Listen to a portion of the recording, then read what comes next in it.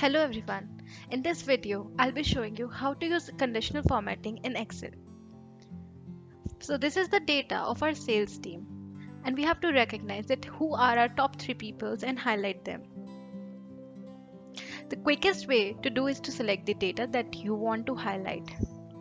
Go to Home, go to Conditional Formatting, select Top Bottom Rules and then select the top 10 items.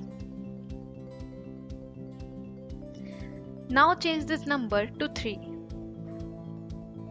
Then it will highlight the top 3 values in red color. If you don't like the color, then you can change any color like I will choose the green color to highlight our top 3 performers. Now you can see our top 3 performers who are highlighted in green color. Now if the value changes, for example, if Sumit value is no more 42,800 but 4,28,000. Now he will become the top 3 performers and gets highlighted.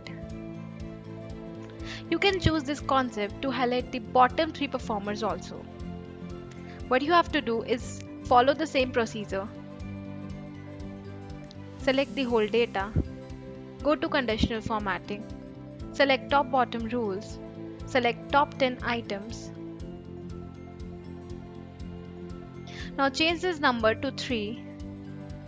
Now select bottom.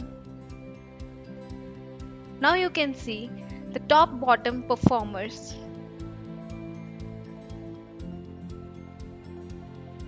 As you can see that here are our top 3 performers as well as the bottom performers. So if you like this video, then do follow Cloudologic. And don't forget to like, share and save this video for your future reference.